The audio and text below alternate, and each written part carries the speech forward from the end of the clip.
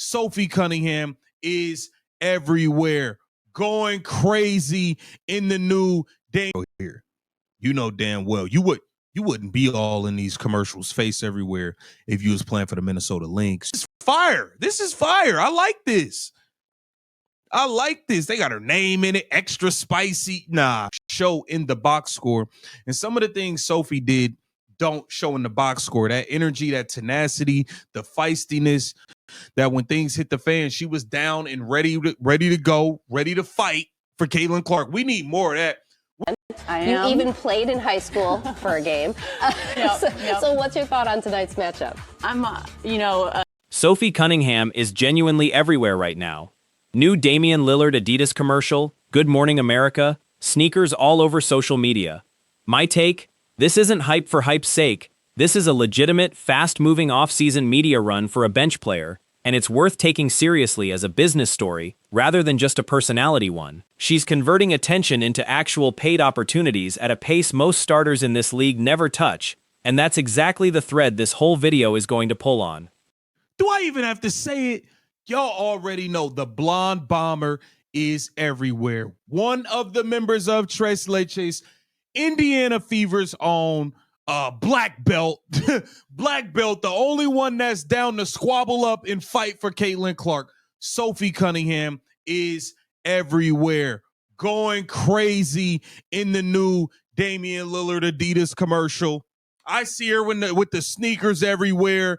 I see Sophie Cunningham everywhere doing her thing. Good Morning America, Sophie. And that's the actual thesis here. Stuff like this is exactly why Sophie needs to stay with Caitlin Clark and the Indiana Fever. I don't think that's an exaggeration.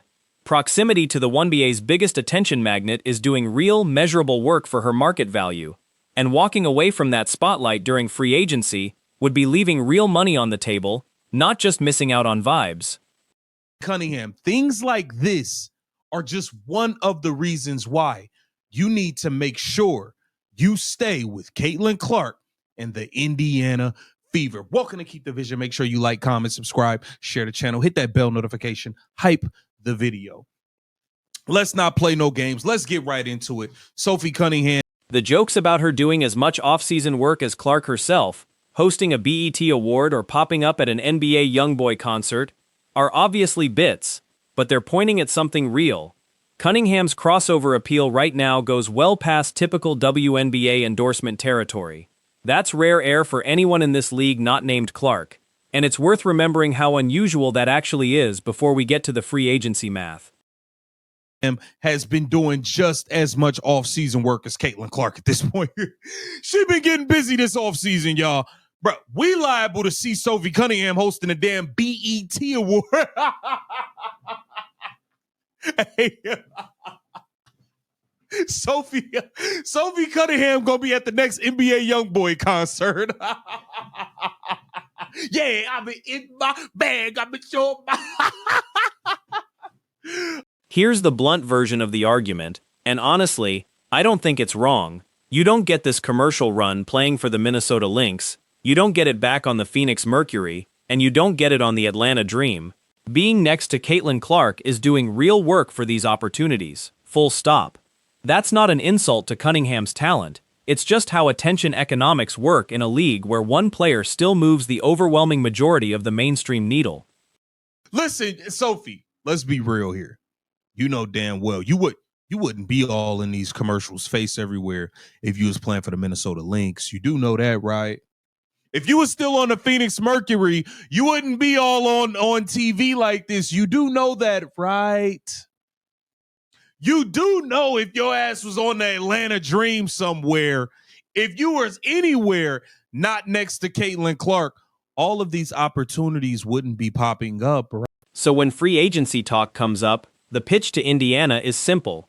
Pay her, and pay her to stay next to Clark specifically, because that's the engine behind everything from the Adidas ad to the morning show hits. Calling this fire isn't just hype man talk. It's a genuinely sound read on where her market value is actually coming from, and smart front offices should be thinking the exact same way. Right. I know you're a free agent. You want to get the bag. Indiana Fever is going to pay you handsomely. You need to stay next to Caitlin Clark because the opportunities you are getting, deservedly so, you wouldn't be getting them not next to Caitlin Clark. Come on now. This is fire. This is fire. I like this. I like this. They got her name in it, extra spicy. Nah, Sophie doing her big one. Sophie Cunningham. And look at this Lillard sneaker spot. Damian Lillard himself isn't even in the ad. It's literally his shoe with Sophie Cunningham's face on it. That tells you everything about where Adidas thinks the marketing value is right now. My take. That's not a fluke booking. That's a brand actively betting on her personality over a signature athlete's own name recognition. And it's exactly why keeping her in Indiana matters as much off the court as on it. Sophie Cunningham all over the new Damian Lillard sneaker. Look, Damian Lillard's not even in it. It's just his shoe with Sophie Cunningham's face. Hey, they know what's good for business. Oh, that is fire though. That is fire. And this just goes to show, man, Sophie Cunningham needs to. Now let's actually talk about the game, because the stats genuinely don't tell the whole story here. Same deal as Lexi Hull, where you can't judge total impact from a box score alone. Loose balls, extending possessions, taking charges, guarding the other team's best scorer. None of that shows up in a stat line, and Cunningham brings a version of that same unteachable value on top of whatever she's doing offensively. With the Indiana Fever, let's take a look here, man. Now the stats don't tell it all. She's kind of like numbers don't tell it all. Like how Lexi Hall, you can't look at a box score and judge the impact Lexi Hall has on the game because it's 6 Lexi. She's out there, she's everywhere, getting loose balls, keeping plays alive, taking charges. And offensively, she was genuinely building towards something before the injury hit. 9 points, 3 rebounds, 1 assist, 1 steal on the season. But look at the stretch right before she got hurt. 17, then 8, then 18, 16, 14. That's a real ascending trend, not a fluke game or two, and it's the exact kind of production curve that makes a front office nervous about letting a player like this walk in free agency. Those things don't show in the box score, and some of the things Sophie did don't show in the box score. That energy, that tenacity, the feistiness, she'll guard. And then before she got hurt, she really started to turn it on the scoring, on the shooting, the threes, and the scoring wave. She really stepped it up on the season. 9 points, 3 rebounds, 1 assist, 1 steal. But if you look at the last few games before she got hurt, I mean, she started the ball out. She started to ball. I mean, this stretch right here, she had 17, then she had 8, then she had 18, 16, 14. Like, the three-point shooting is really the headline stat, though. Nearly 50% from deep across that stretch, peaking at 80% in one game. That percentage is elite regardless of role, and it's the single most repeatable, valuable skill a bench player can bring to a Clark-led offense that lives and dies by floor spacing. Numbers like that are why just re-sign her isn't just a fan slogan, it's the correct basketball decision. Bring it together. And really, it was the 3-point shooting. She was shooting nearly 50% in all of these games from 3. In this game, she shot 80% from she shot 80% from 3, 50%, 62% from 3, 50% from 3, 50% from 3, 50% from 3. So it's just like the 3-point shooting that she brought to this team is needed. The energy. And then there's the intangible case. She's the one who was down and ready to go to bat for Clark when things got physical, and this roster genuinely needs more of that edge. Respectfully, Aaliyah Boston isn't built that way, and nobody's expecting Kelsey Mitchell to be either. Every playoff roster needs a couple of players willing to be the bruiser, and losing the one who's already proven she'll do it is a real basketball cost, not just a locker room vibes issue. Is needed. We know that she's one of the only ones that when things hit the fan, she was down and ready to go, ready to fight for Caitlin Clark. We need more of that. We understand. Look, we love Aaliyah Boston. Aaliyah Boston's soft. Aaliyah Boston ain't gonna bust a grape in a fruit fight. Kelsey Mitchell ain't gonna do nothing. Nobody. We need a couple bruisers, a couple people that's willing to get down with the get down. And I know for a fact Sophie Cunningham is willing to stand on business and get down with the get down. And we can't lose the one person who was willing to scrap. Okay, Lexi Hall stepped. Now, the be realistic, don't demand a max part is fair front office logic too. You can make the case she's worth keeping without pretending she's worth max contract money. And that's actually the more persuasive argument for both sides to find a deal. Because let's be honest, opportunities like an Adidas ad campaign and a national morning show hit don't happen for most role players, and that leverage cuts both ways in a negotiation.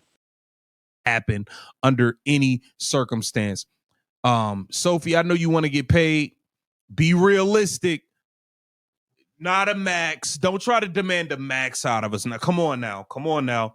Be realistic. You're going to get a good bag, and you are going to continue to get opportunities like this. Do you think this opportunity would have presented itself had you not been next to Caitlin Clark? For Monday Night Football, and today. And that Arby's/Good Morning America hit says it all. She's talking Chiefs Commanders on Monday Night Football, repping her hometown Kansas City team, riding a viral TikTok trend into an actual sponsorship, running her own podcast, and sponsoring her own girls' basketball camp back in Columbia, Missouri. That's a full self-built media operation on top of being a rotation piece for a playoff team. And it's exactly the kind of value that doesn't happen for her anywhere else in this league but next to Caitlin Clark. Basketball season just wrapped, but you're also a huge football fan. I am. You even played in high school for a game. So what's your thought on tonight's matchup? I'm, a Chiefs fan through and through, born and raised in Missouri, and so when you have Patrick Mahomes and Travis Kelce on your team, I'm always going to bet on them. Okay, all right. And we've seen a photo of you in that Arby shirt. It kicked off kind of a revolution, and people online kind of taking over. So tell us about that viral trend. Yeah, I've had a great partnership with Arby's. I'm a genuine fan. I love the roast beef sandwiches and the curly fries, and I did a little TikTok and they noticed, and then they gave me one of these shirts.